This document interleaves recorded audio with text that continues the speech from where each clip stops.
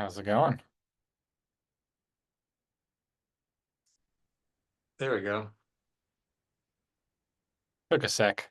How you doing, Scott? I was like, what's happening? I can't get my face on here. What's this? Is weird, I keep clicking stuff and nothing's happening. right? I did the same thing. I'm like, all right, we're all having this issue. Good, it wasn't just me. No, it wasn't just you. I think it was the machines this time. Yes, definitely. I'll go with that. Even if it was me, we'll pretend. We're gonna blame someone, right? That's it. That's it. How you doing today? Not bad. Not bad. Yeah, But good, how about yourself?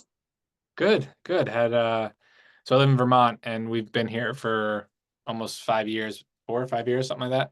And we have not explored all the swimming holes that are right around my house. And I was like, why did I not know about these things before this month?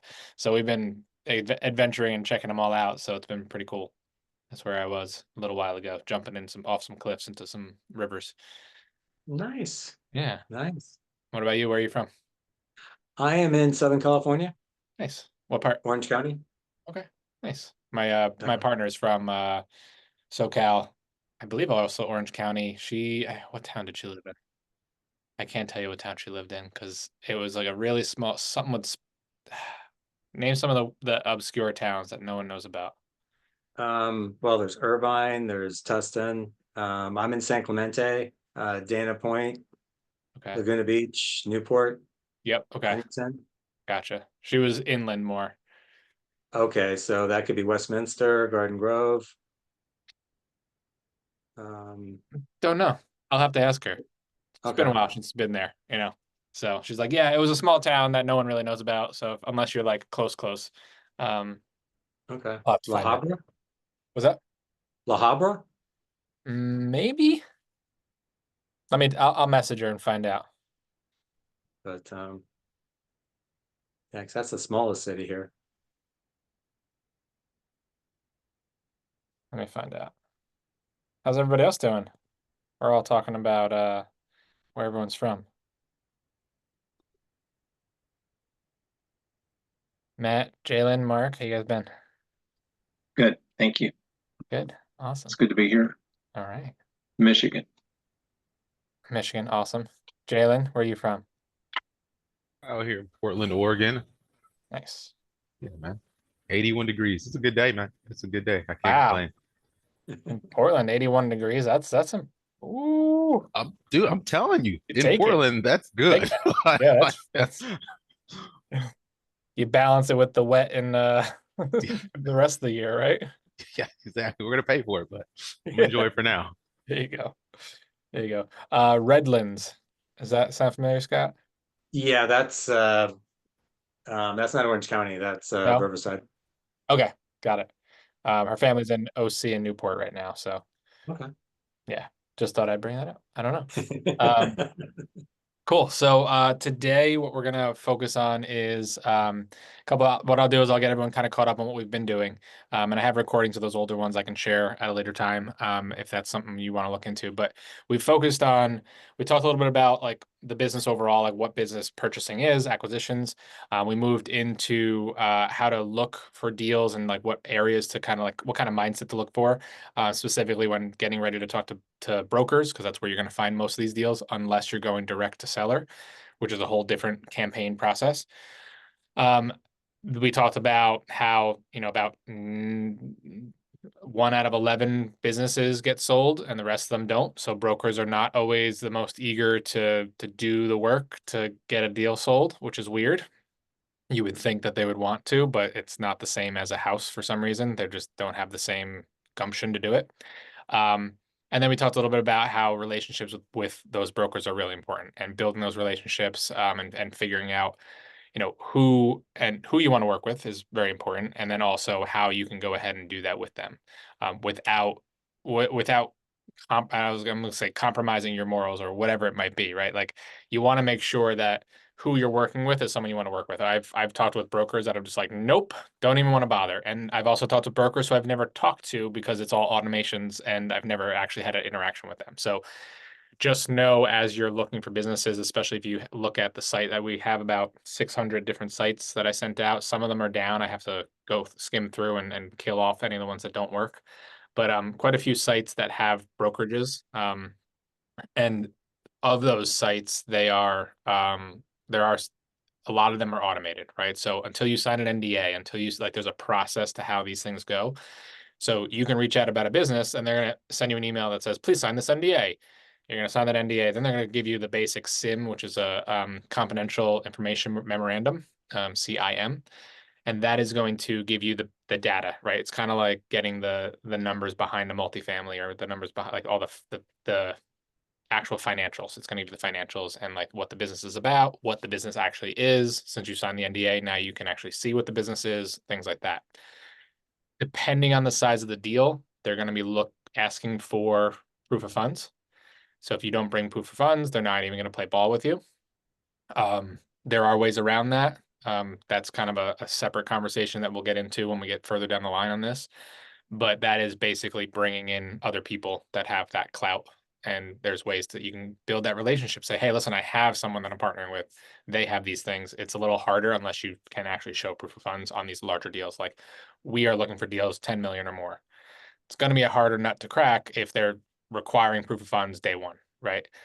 But if you've built a relationship with them, then there's a different conversation that can be had. So today I wanted to talk a little more about the relationships with brokers. I wanted to talk a little bit about how looking at a deal initially is important to understand whether the deal is even worth diving into or whether it's even worth just continuing the conversation. What we like to do is, and we're building out a little bit of a system so that people can input deals that fit our criteria. So we're going to build out a Excel sheet that you can punch in the basic numbers, and then it'll spit out whether or not it's something that we would want to continue looking at with you. If it doesn't meet the minimum criterias, then it's not a deal unless you can go back and talk to them and say, hey, based on current market, based on this, like, would you consider something creative or whatever that might be? So there's a few different nuances for that. We're not going to get into fully all of that. We're just going to look at a high level, what a deal looks like, talk about different pieces. I'm going to use the what is it called? We're going to talk about EBITDA today. We're going to use like the lemonade stand example to talk about that. So you can understand from a very basic viewpoint of the different pieces of looking at a deal. So give me a sec to pull that up and we'll go from there. Does anyone have any questions before we start?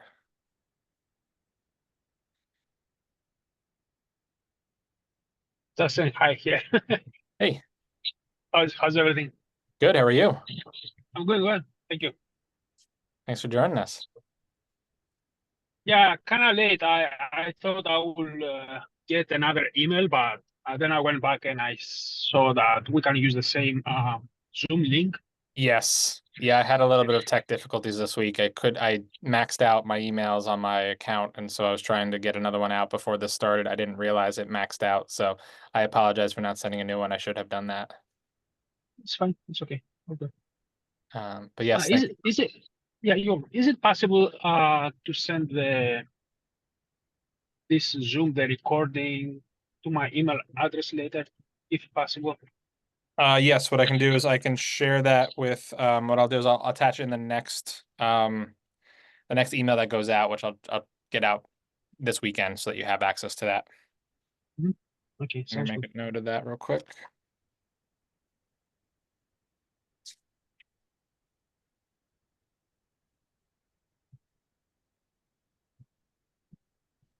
And Jalen, that might be something we need to figure out automations on if we can. I'll talk about that.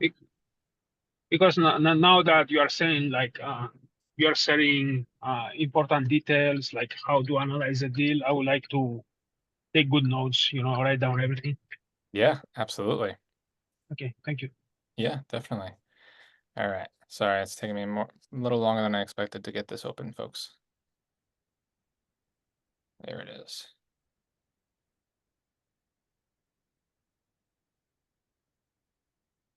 Okay.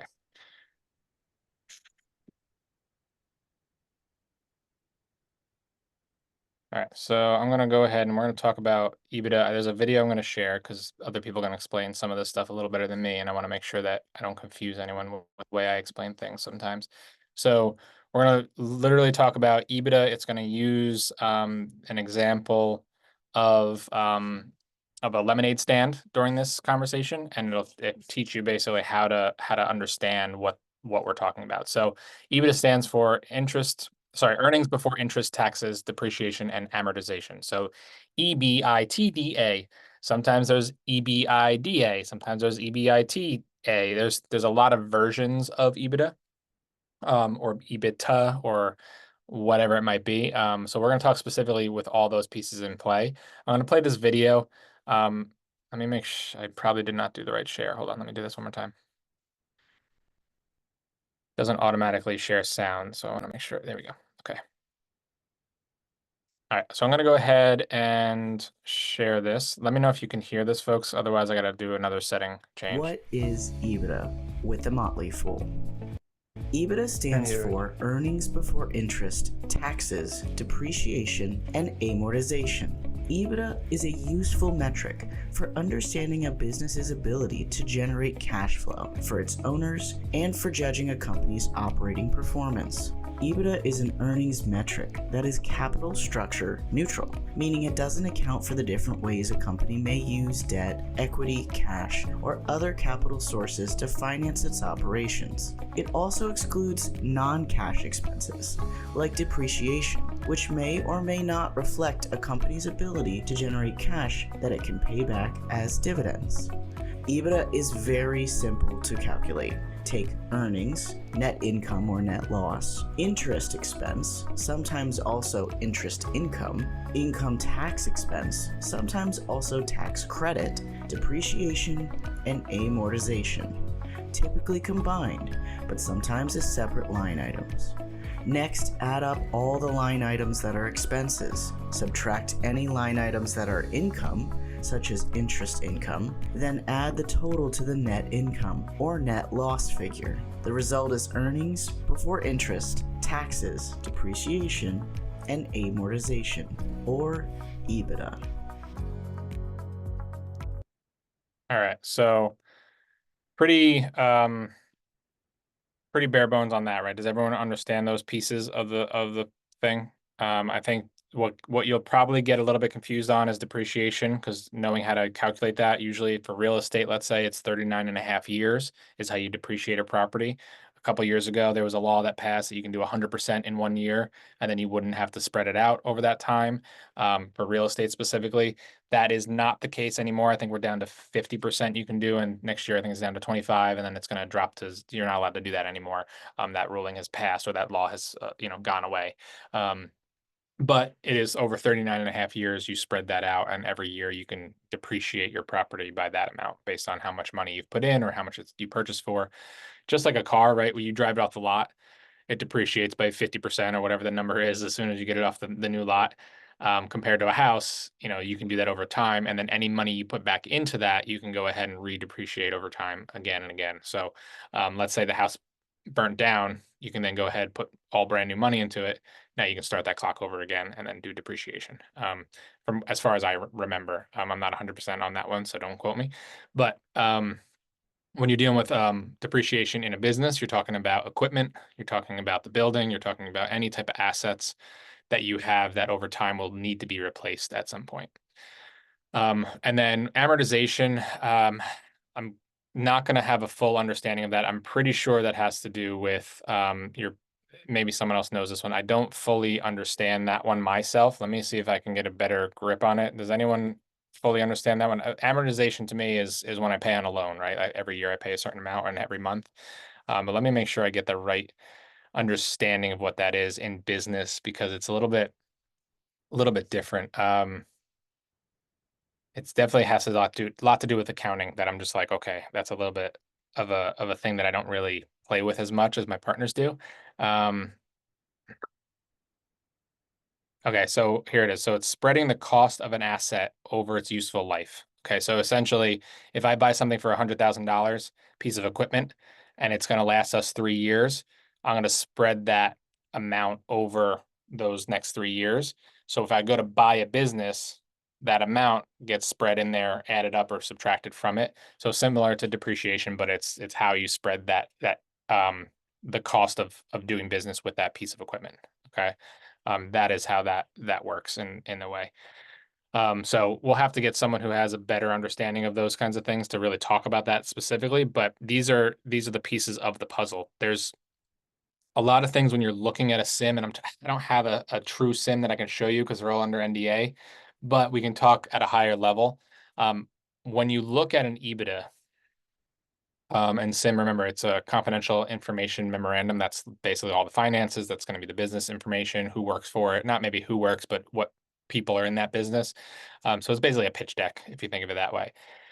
When you're looking at an adjusted EBITDA is essentially when the seller goes through and says, okay, here's all the equipment, here's all the pieces, that truck has, this much life left on it, or that truck is not part of this business anymore, so we're going to subtract that from the price. Or, hey, I work for the business full time, so now my income as my salary needs to get removed or added back in to this calculation, right? So now if I leave the business and I sell it to you, if you're the operator, then fine, you're gonna get the same seller discretionary income at the end of this. But if your goal is not to be working in the business, you now need to hire a new me. So now if I'm collecting a $300,000 salary, you need to go ahead and find another person and pay them $300,000 or whatever the equivalent. Probably wouldn't pay them that much depending on what the job is. You need to pay someone to replace me. And if that person's $150,000 salary, then you have now the price, the cost, or the income from your property or from your business is actually different, right? So if I had normally, if the numbers are, I'm going to give an example of what we're working on right now. We've got an SDE for a business that we're looking at is around 560,000. The gross revenue on this business is 850 or so. Okay, so there's expenses between 500, let's say 500 to make the math easy. So he pulls in 500,000 a year as seller discretionary income. So that's his net income. That doesn't include what work he's done in the business, if he's done any.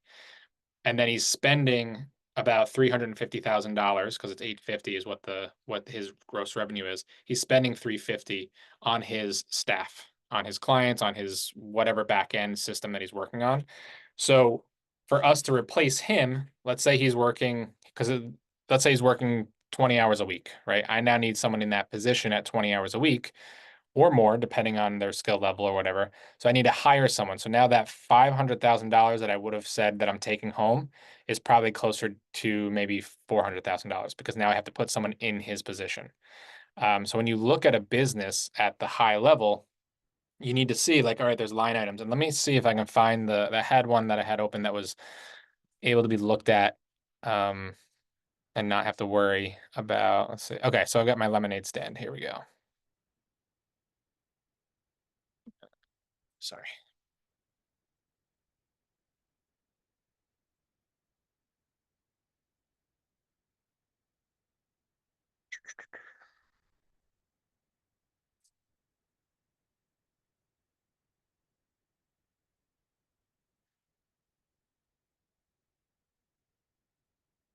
I'm just looking for a sim with the data that I can pull from, folks. Give me one sec.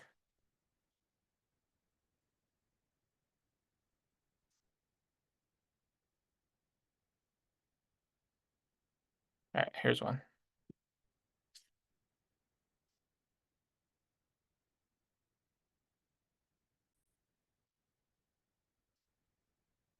Okay, so we've got our adjusted EBITDA. We're going to talk about all the different pieces here. So we're going to talk about what EBITDA is. This person is doing business on his own premises, right? So that's another piece where you've got real estate, right? You might have rent that you have to pay, but let's say the person owns the property that they're running this business out of. That's a whole nother piece of the puzzle you need to remember as you're looking at these businesses. So we've got EBITDA, which is just all the things we talked about, and there's the adjusted EBITDA. So like, let's say you have to pay rent. Let's say you have to pay a salary to someone once the owner leaves. Let's say you have to do, you got to buy new cars. Let's say you've got to do different pieces of this puzzle. You need to make sure that those are brought into this calculation and at a high level. And we'll have some forms for you to fill out once we organize that a little bit. But here are the different things that are that could be non-conforming to like a common, like every month, right? It might not be, it's like a non-recurring, right? So you might have bonuses, you might have different rent that comes through.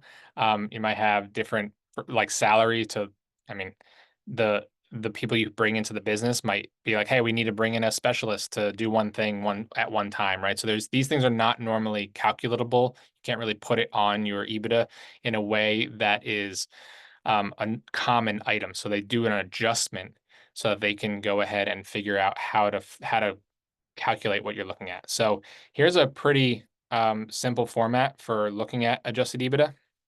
So you've got your sales revenue, you got your other revenue. So sales would be just what you're selling. And then you have anything else. So let's say you've got things that are sold that are non-conforming to the standard. Like let's say you have a subscription-based thing that would be under sales revenue standard, but something that's other revenue might be interest on something that you're earning, or it's interest from an account that you have sitting there. All of that gets added up. Then you have your expenses. So everything you have to spend on your supplies, your equipment, anything else that goes through that. So as it breaks down, you've got your cost of goods, you've got your salaries, you've got your interest expenses, you've got your depreciation expenses, and then you have your total expenses added up. So this is your earnings before taxes, EBT, right? So we're talking about EBITDA. These are EBT, so earnings before taxes. This is right before you get into the point where you have to subtract your taxes from it.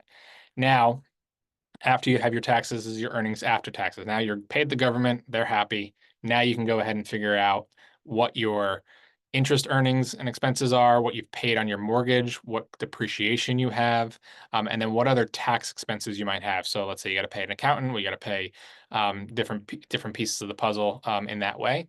And then you've got your earnings before interest, taxes, depreciation, right? So that's now we're at EBITDA.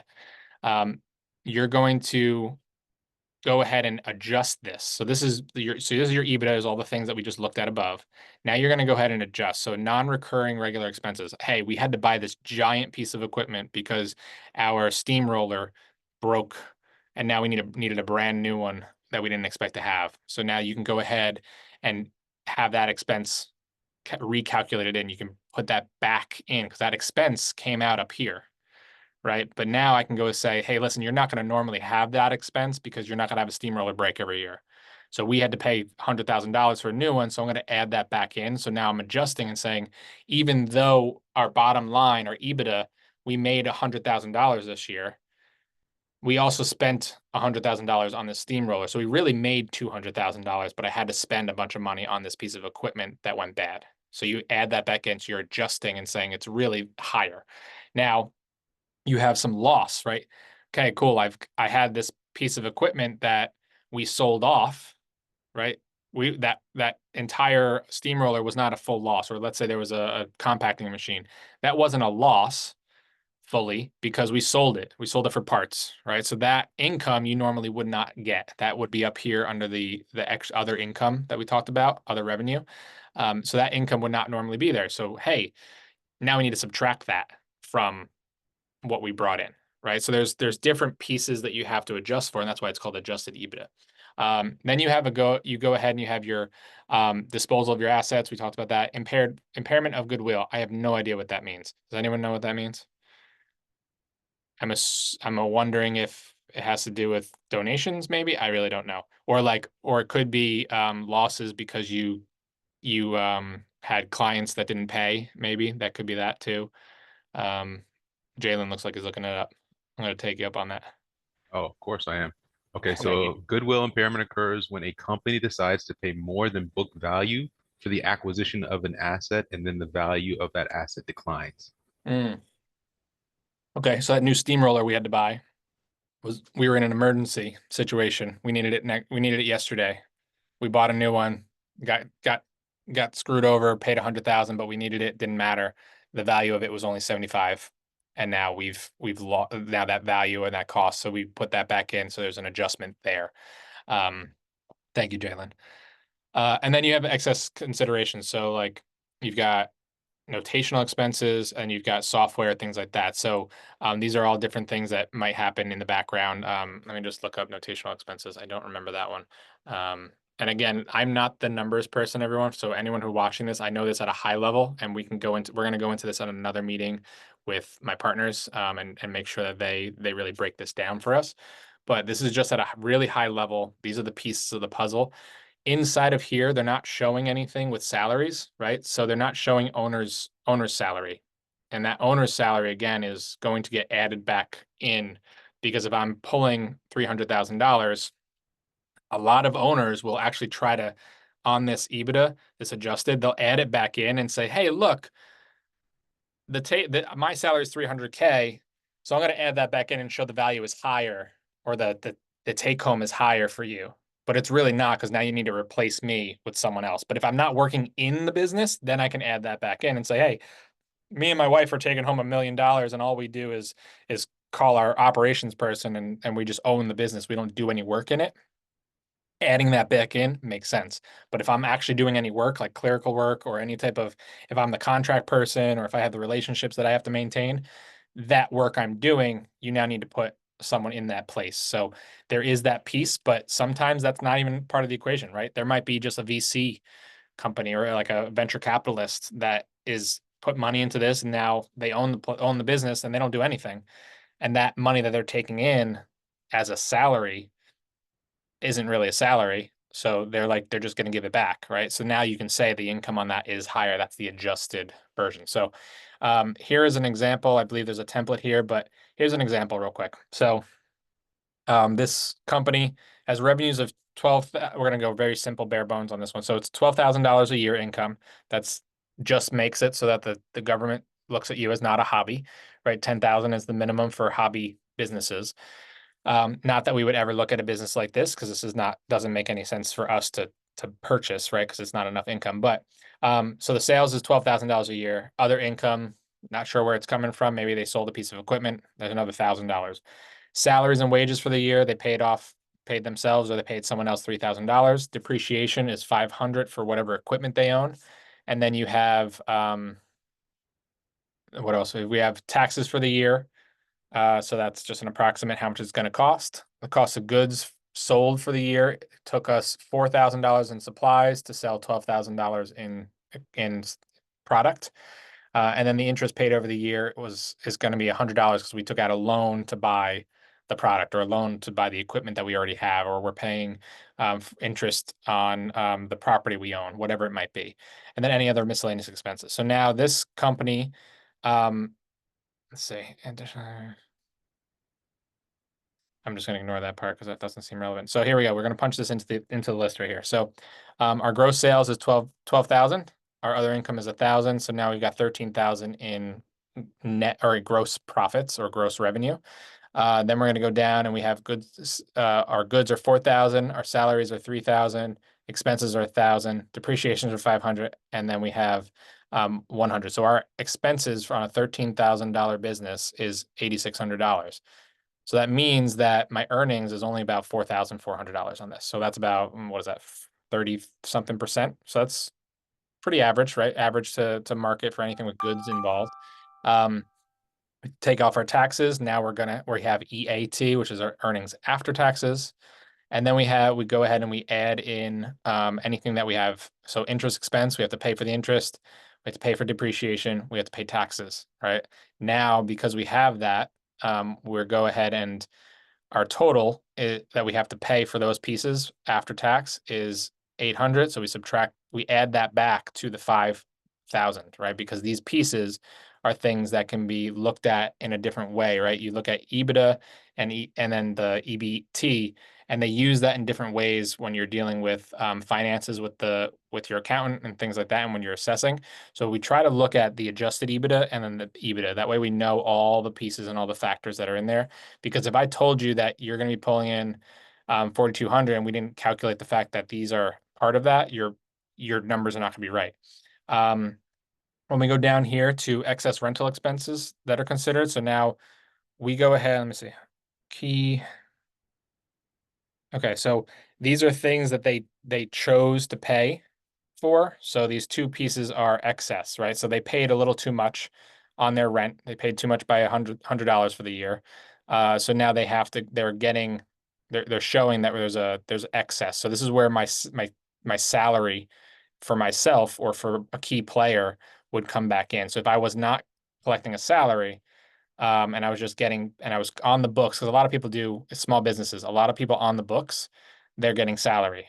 Off the books, it's SDE, right? So it's kind of a weird, what different people look at it different ways. And you're going to see that people are going to have cash flow listed on, and we're going to go to biz buy sell in a second.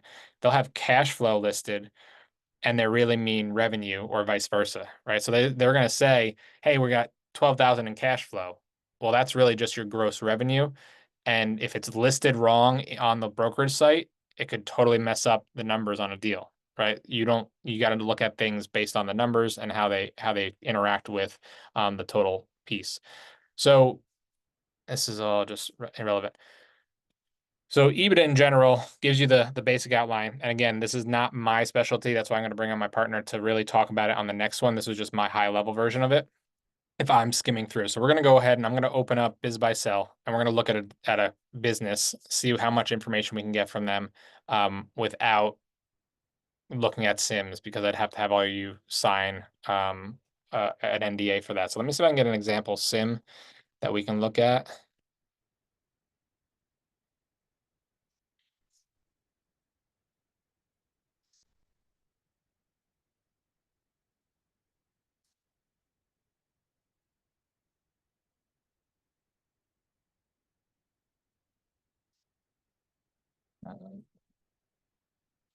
Sorry, give me a sec, folks. All right, so I'm going to show you what could be in a sim real quick, because there are visual examples of how big one of these are. All right, so here we go. So this is from Fiverr, someone who will make sims for people. And so you've got right here, you've got basically like the front page of it's literally a pitch deck. That's all this is. It tells you about the industry, tells you about the executive team, tells you about what you're looking at or what you're trying to buy. Let me get rid of this. Hold on. Tells you we're looking at, the company itself. Goes over what the company is, what they do, how they do it. Here's their, where they started from, where they went to, what they're doing now, and then here's the market overview. So it's going to talk about what's going on currently in this market. So let's say you're looking at a landscaping business. It's going to talk about all that industry in that market. And it's going to talk about what's happening in that market. Is the market going up? Is it going down? Is it growing? Is it crashing, et cetera? So if you're in Scottsdale, Arizona, it's going to talk about the trends in that industry, right? Or if you're like, if I'm going to do landscaping, I probably wouldn't do it in a full-on desert where they don't allow you to water your plants, right? Because there's not going to be anything to landscape. So it talks about those types of pieces, talks about the growth potential, and then it'll break down the finances at the end. And that's where you'll get all your information about EBITDA, adjusted EBITDA, SDE, seller discretionary earnings, et cetera. And all those pieces come together for you to look at. Whenever I look at these, the first thing we go for is the financials. We don't even bother looking at the business itself until I look at the financials. And if they're showing me that they're not calculating the right thing in, or they're showing me that they say let's say the business is a 4x multiple, meaning that the cash flow, meaning the net income after all of your expenses, if you multiply that out by whatever number, that's what they're asking for the purchase price of the company. So for smaller businesses under 10 million, you base this multiple on the net income, while you're working with larger businesses like 10 million and higher, you're looking at revenue-based multiples. So if I'm looking at a SaaS company, the common calculation for a SaaS company is around somewhere between like 6 to 11x multiples right now. So that means that whatever the revenue coming in or the net profits coming in, if you multiply that by 6, that's what they'll usually sell that business for, right? That's how businesses calculate what they want to sell for, and that's industry specific. So and let's actually look that up on Biz Buy Sell. A construction business is somewhere around a 2.5 to 4 multiple, depending on how, like a GC company, how good that is. So I'm gonna go on Biz Buy Sell real quick. And I'm going to just show you how we look at our deals.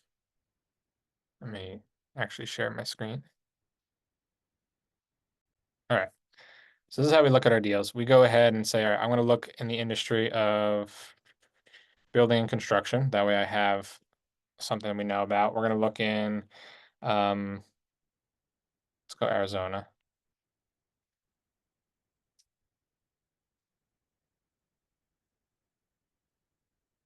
All right, and then I'm going to go up here and I can choose a couple of different features. So I've got my industry, the listing type. I'm going to look for established businesses. I don't really care if they have, honestly, if they have real estate for this one right this second. It's nice to have that because I'm not going to rent anything if I purchase this. But a lot of times they'll actually, the most important thing is the established business. It has to be 3 years or more. 5 years is really what we're looking for. 5 years or more in business. And then for us, we're looking for it to be, that's $1 million or more, right? We don't want to take on a business that is only pulling in $50,000 a year. You're going to set up the same systems and the same things, unless it is like a bolt on to something else we have that has some type of intellectual property or some type of system in play that we want in our business. But mostly we're going to look at businesses that are really on the higher end. I chose 10 million. Let me do 1 million for now. All right, so we've got $1 million businesses. I'm gonna see what other filters we have. Date added, last 30 days we'll go with. And I'm gonna turn off anything that has a franchise because I don't want franchises. I don't care if it has real estate included per se. If I wanna purchase it and it runs on its own, if I don't want to step into the shoes or have to hire someone to run this business, I would choose must allow absentee owner. And we're just going to go with what I have right here. There we go. Okay, so I'm going to sort this by price. Actually, I'll sort it by cash flow. I'll sort it by cash flow. So the cash flow on this business is 6.3 million. Okay, this is a home construction business. If we run the numbers on the multiple of that, so we would, to calculate the multiple, I would take the price of the business and I would divide that by the cash flow, and that's going to give me the multiple. All right, so if I go ahead and do that, that is 20 million divided by, let's just do 3 million. So my multiple on this business, I'm not sure if it went with you, is a 3.17. So 3.2 multiple is what this business is selling for. So that's cash flow to purchase price. So that's pretty much in average for construction, right? And again, like I said, every business is a little bit different, or every industry is different. So that's going to really dictate what's what. So this one looks pretty promising. So I'm going to go ahead and into it, take a look. And the cool part about this is if you look at cash flow, and it'll also do here, like it'll actually show you all these notes, which is really nice. So total asking price of the business, you can hover over these question marks. Gross revenue, right? So you've got a gross revenue of $45.6 million, meaning that if my cash flow is 6.3, the numbers there, I mean, that's for construction, that's about average, right? Because you've got a pretty big spread there, but you're still cash flowing quite a bit. They also have the availability to purchase the real estate. That's why there's a little asterisk here. And they have an inventory of $40,000. But the FF&E is the different equipment that comes with it. So you've got fixtures, equipment, you've got furniture, you've got any type of like trucks or vehicles, or for this one, it would probably be some type of manufacturing facility equipment, and all the vehicles that do all those things. So this one doesn't say when it was established, but based on the business outlook, there you go. It tells you right here, 50-year machine. Okay, so this has been running for 50 years. That gives me a really, really good, promising thumbs up, right? I know this business has been intact for a while. I love the fact that no client is more than 15% of the revenue.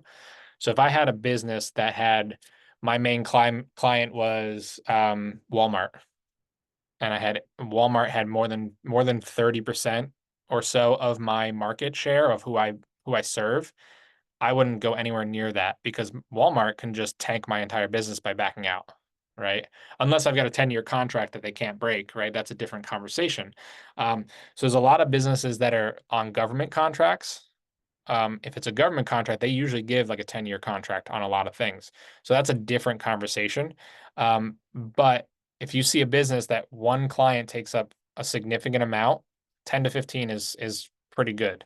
But if you had 3 clients that took up 70% of your entire business, that might not be the best business to take over, because now each of those is about 25 or more percent of your business. And now if 1 or 2 of those back out, you're done. Your entire business kind of crashes to the ground. I do love that there's a lot of employees here, right? They've got a lot of people working for them, meaning that they've got an established business. They're doing a lot of work. This one's in Arizona, so it's not California. I don't want to play in California. That's not a fun place to do business, in my opinion. No offense, Scott. I think it's just one of those things. There's too many rules and taxes on top of taxes and things you have to worry about. So we try to stay away from California. I like to stay away from New York, New Jersey. We're pretty much like all of the red states, if that makes sense, right? It's kind of like that with real estate as well. Gives us a better opportunity because they're more business friendly. Some blue states are also that way, but like I know I live in Vermont. We've got a Republican governor, and all the constituents are Democrats, or a majority of the constituents, but we voted in a Republican governor. So it's a weird place to be. Vermont is like one of the only places that I know that does that. But the way they've set up things, they have something called Act 250 up here. So if you wanted to do business up here, you have to go through this entire process of getting everything approved. And it usually takes 2 to 3 years to get something approved. So I don't want to start a business in Vermont in that way. I can't do a development up here. I can't do any, because there's a lot of rules. And Act 250 is designed for like protecting the environment. I love that. That's why I love Vermont. But I don't want to do business here, and I don't want a bunch of businesses coming in. So the sentiment is there. Same thing with California, things like that. So if we're looking at all of these, let's see. Asking price is 20 million for turnkey with working capital included. So that is something also important. Working capital means that they have an account sitting there with a certain amount of money so you can continue operating. So some owners, especially these smaller businesses, they think that they can wipe out the entire working capital before they leave. They feel that they're entitled to that, right? But you set aside working capital as a piece of the business so that it continues to run. If I come in and buy your business and you think that that's something you can grab and take away, that changes the whole deal. Now I'm going to offer you a lot less because now I've got to bring in $300,000 to replace that working capital until we get revenue coming in for the next 3 months. So there's a balance point that really, really needs to happen. And there's all these little pieces that you look at. So now right here, if you take a peek at this, buyers with a residential building experience and proof of funds is necessary, qualified principal buyers. So they want to make sure before, like this broker, if I reached out to them right now, they wouldn't even talk to me because I cannot show them proof of funds for $20 million right this second, right? But if I build a relationship and find out who this broker is, or it's Susan Montague, I can reach out to her a different way. Maybe I'm going to go directly to her site, or I'm going to see what other listings she might have. And this is one of the ways that I get around the needing proof of funds. So if I go to her and I see, let's see if I can see her website. Does she have one on here? All right, let's go for a quick search. What I'll do is I'll go to her website, her broker's website, which will also likely have this posted. And I will see if they have any other businesses available. And I'll see if I can go ahead and have a conversation with them about one of these other businesses that I could qualify for that's in the same industry. So this is restaurant, we have construction business right here. So 950, that's something we could probably work with, right? So I might call her about this one specifically to get the conversation going. That way I can get into her, build a relationship with her. Like that's something that, you don't need as much proof of funds to make that going. So this is for Dennis, right? Dennis is the person listing this. So let's see if we can find one listed by her. Dennis Lee. Okay, so this is her deal right here. Okay, that's the one we just looked at. And see if she has anything else. And I might just do a quick search. What's her name again? Susan.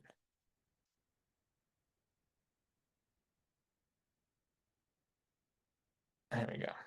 All right, so here's a business, commercial and residential HVAC. So I might reach out to her about this, all right, and say, hey, would love to talk to you about this, see what's going on. And then from there, as we're having conversations, we're building a rapport. This is something I can attain and grab onto. Now we can come in there. Now, hey, if you look at this, all right, this is interesting. This is not as much info as on Biz Buy Sell, but look at that. We've got a down payment. So that means that this seller is willing to do seller carry up to 50%.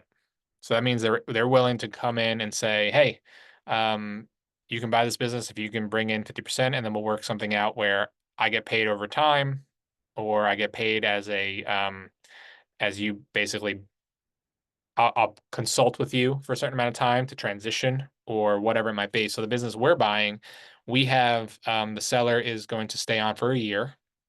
They're going to be intensive with us for 3 months. Those 3 months are going to allow us to transition, train, et cetera, and then help us build the business further. And during those 3 months, we have agreements with that seller. Like they agreed to provide certain services. They agreed to train us on certain things. They agreed to do X amount of webinars for that transition to connect us with people in their industry. Those deliverables are decided in our contract, in our purchase and sale agreement.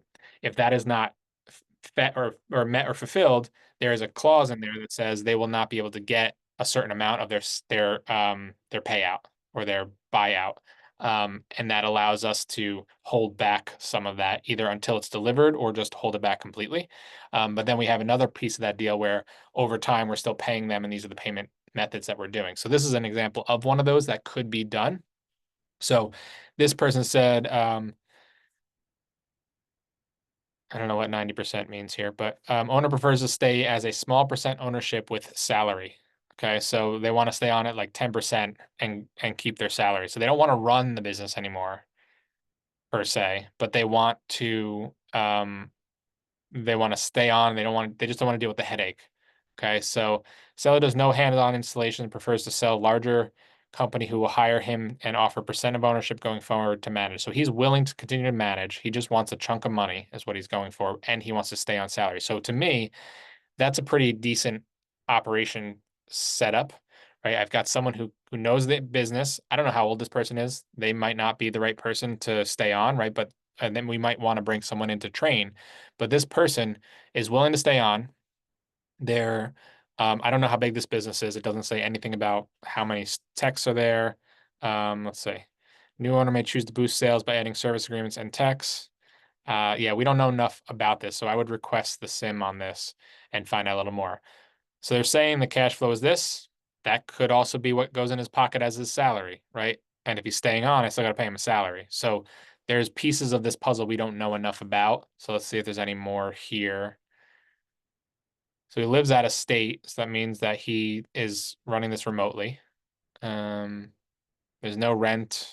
Yeah, there's not enough info on this business to know enough. So if this was something I'd be interested in, I would reach out and ask this seller or the broker for that sim so I can find out some more.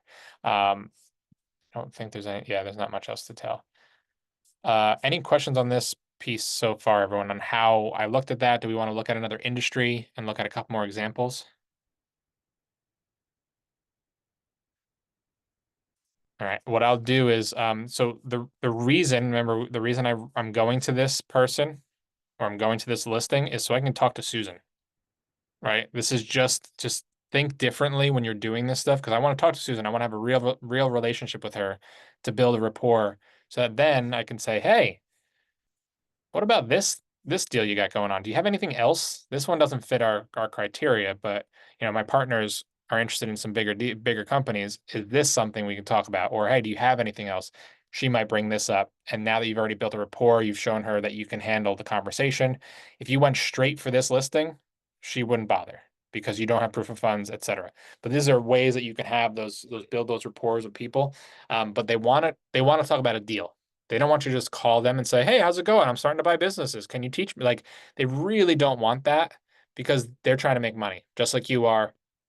Some of them will. Some of them will have conversations. Some of them will be great, but they still want to be to the point. Like, if we're not talking about a deal that I have, why are we talking?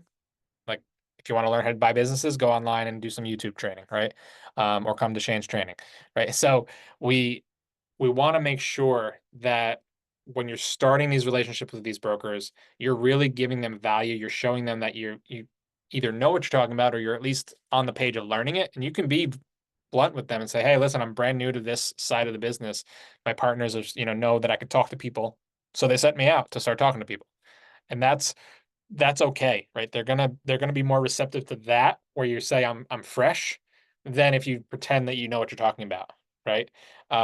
I can only talk to you so much about EBITDAs and numbers, and I'm not gonna lie about that. That's why I'm gonna bring on my partners to talk about the rest of that. And I say that to everyone I talk to. I'm like, listen, I'm not the numbers person. I just know that they told me to reach out because this has the right cash flow percentages, et cetera, et cetera. And I'm blunt and I'm to the point, but I tell them I'm the person that's going to be the main contact, right? My numbers person is not going to waste their time trying to do all these calls when they're running numbers on 18 other deals right now.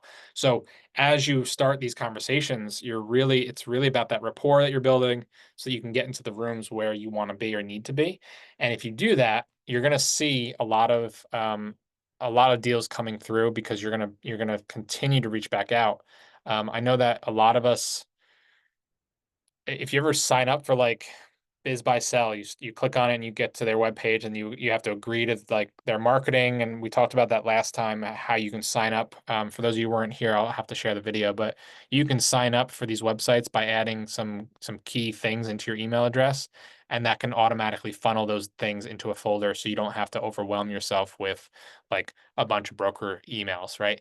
I want to be the broker doing that to my brokers, right? I want to be the one that's reaching out to them. I want them to know who I am. I want them to know that I'm eager instead of them just throwing stuff at me because they're just blasting it to everyone. They don't really care who the first person to bite is. But if I'm reaching out to them often and saying, "Hey, what do you got for me? What do you got for me? What do you got for me?" and I'm building that rapport over and over again, they're going to think of me first before they go think about posting this. Hey, they might get a pocket listing and go, "Oh, I got a brand new deal. I know Shane wants that deal." Right? Because Shane's been looking at this specific thing and they're going to reach out. And that's really how, same thing with multifamilies, building or buying houses, buying real estate, anyone who has deals, you want to be, I'm not going to say a bother, but you want to be front and center. You want to be top of their inbox pretty much every day if you can, in a way that's sustainable, right? Not in a like bug them every day and say, hey, how's it going? But like actually bring them value, talk to them, say, hey, I'm ready to buy your buildings. I'm ready to go, or hey, I'm ready to buy your business. Think of me first, etc. So, really quick, just we got about 7 minutes left. Is there any specific questions anyone has that I can answer so that we can make sure that what we're talking about today was beneficial?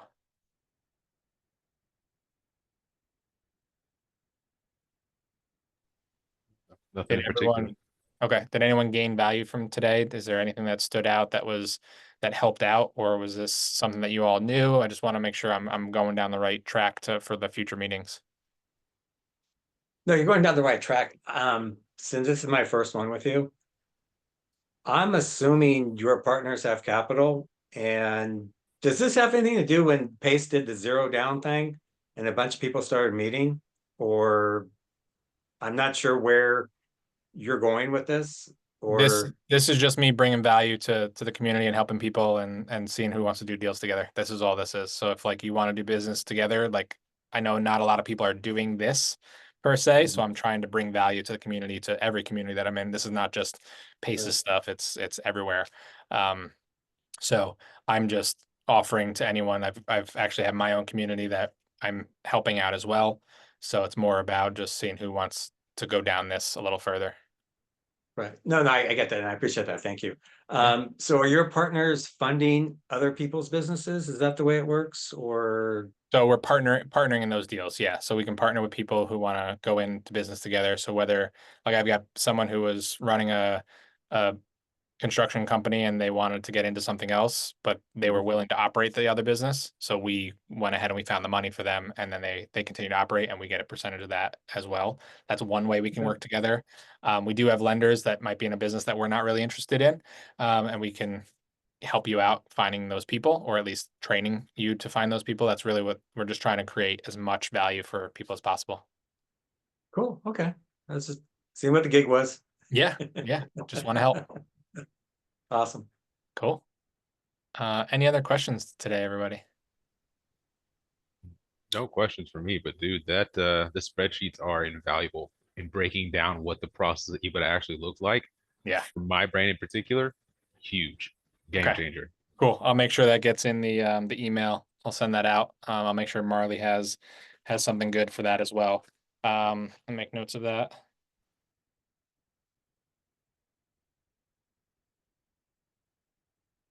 Okay, cool. I'll make sure something can go out with the next email. I'll include recordings of previous ones as well.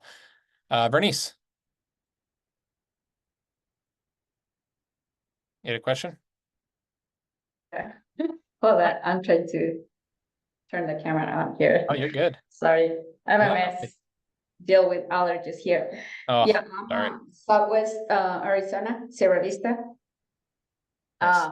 I'm looking to purchase. How you doing? Good. Yeah. Okay. I'm looking to purchase a childcare business. I have experience, background in that. And I request information, one of those business they're selling here in this area. Mhm. So I don't know, next time you can have a chance to look at the information they received from them, from the broker. Maybe next time. we Yeah. can- Well, so we're not gonna be able to do that live, right? Because that's gonna be confidential information, but you and I can sit down and we can take a peek at it together.